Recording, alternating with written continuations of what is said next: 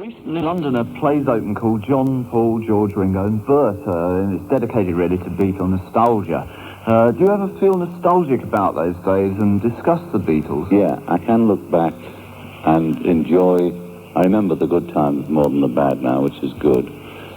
If the last time I saw Paul in New York, which was about a month ago, we talked about very early days a lot, and we had a good couple of nights reminiscing about Hamburg and Liverpool.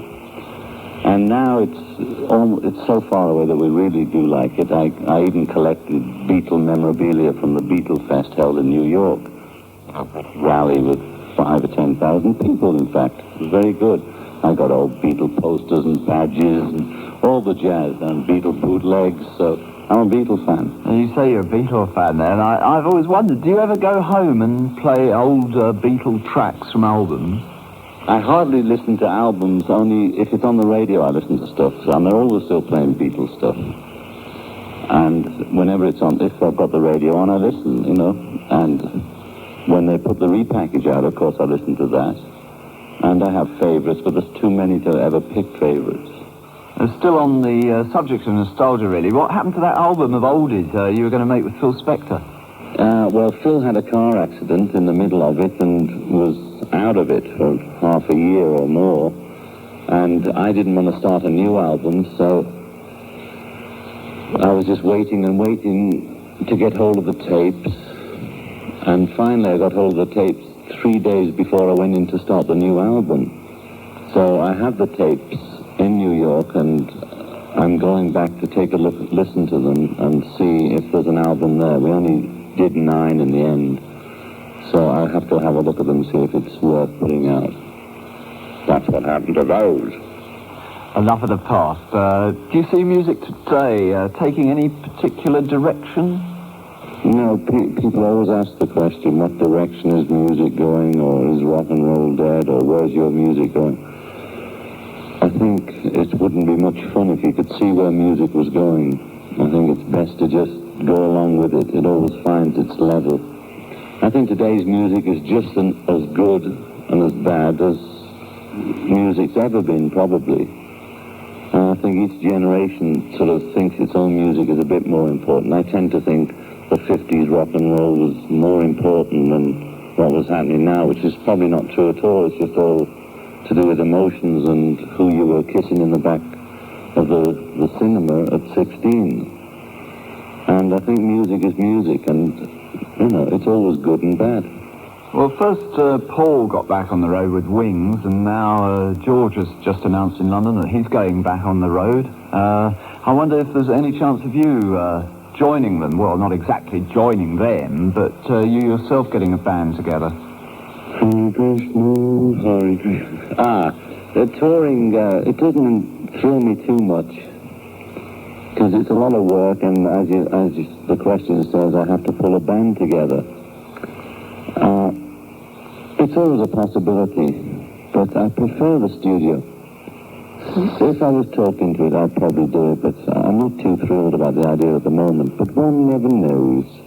You say you prefer the studio there, but musicians I've talked to, they still like the live performance. I mean, do you really miss performing? I'm always performing, my dear. Sometimes I miss it, but, you know, I don't miss it enough to pull together a 40-city tour of America or a 30-city tour of Britain at the moment. I think I'm more interested in TV, but that's still a bit primitive about the sound on TV. Well, let's turn to the new album. First of all, how would you compare it with Mind Games? Very well, in fact. Yeah, I think it's more commercial, as Dr. John would call it. I don't know, maybe it's more light-hearted or something. I don't know what it is, but I enjoyed it more. And I think you will, too. Because the critics were rather hard on Mind Games, weren't they? The English critics were harsher than the Americans, but that's their prerogative, because it's all in the family, I suppose.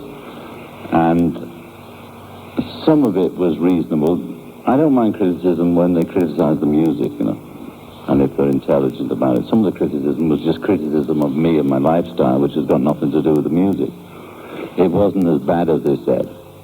You mentioned there that they do criticise or have criticised your lifestyle in the past, particularly, I think, your relationship at one time with Yoko. And do you think they were reacting against her and their criticisms of the Mind Games album? I think there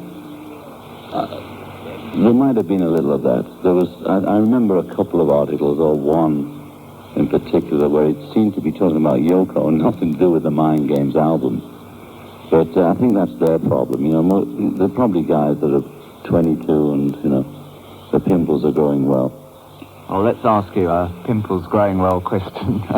Why is the new album called Walls and Bridges? Because that's the title I picked for it, and I think I heard it on a public service announcement here in New York, and they're the kind of things where they advertise for, you know, feed the people in Bangladesh or drug rehabilitation programs. I just heard somebody say something about walls and bridges, and it registered as something to do with communication, and maybe walls that, you know, keep you in or separate people, and bridges bring them together, and I liked it. So, could you tell us a bit about the musicians who are playing on it? I have musicians that are pretty well known to most people who follow that kind of thing. On the drums, I have Jim Keltner. On guitar, I have Jesse Ed Davis, who used to be with Taj Mahal. On acoustic guitar, I have a guy called Eddie Motto that probably people don't know. Electric piano was Ken Asher, who also does the orchestrations of the strings for me. He also produces Paul Williams, by the way. Ordinary piano or straight piano was Nicky Hopkins, the great Nicky. On bass, I had Klaus Voormann. There was a percussionist called Arthur Jenkins, who's rather good. And I had home players, that was Bobby Keys, Steve Medeo, who's done work with lots of people, including Stevie Wonder, Howard Johnson, who's a great baritone, Ron Assayer and Frank Desari, for the aficionados who know who these people are. And there's a string section who I've called Orchestrange, and me, of course, banging here and there. And, of course, there's my very famous friends, Elton John, who played piano on Whatever Gets You Through the Night and also sang the harmony on it.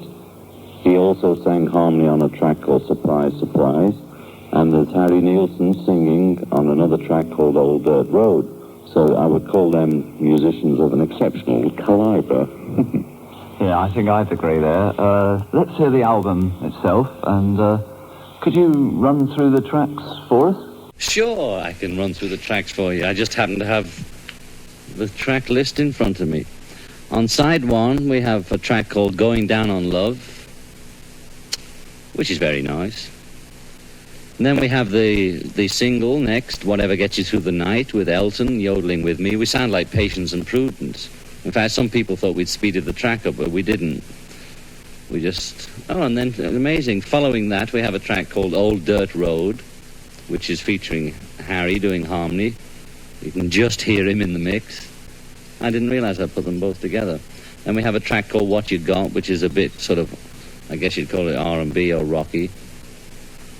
Then we have a track called Bless You, which is another of my favorite songs. And then we have a track called Scared, and that's the end of side one. On side two, we have number 9, Dream, which is very dreamy indeed. Followed by Surprise, Surprise, brackets, Sweet Bird of Paradox. And then we have the very ironic Steel and Glass. Then we have an instrumental, which I've never done on my own before, which is called Beef Jerky. I think I've only ever done 2 before. That was Flying on Magical Mystery Tour, and George and I did one in Hamburg called Cry for a Shadow, so that's a very rare piece of work. And then we have my favorite piece of work, Nobody Loves You When You're Down and Out, and followed by a track, which is not a real track, as it were, called Ya Ya, which has my son, Julian, playing drums on it, me playing piano. And he was in New York with me, and he liked the studio, and we recorded him.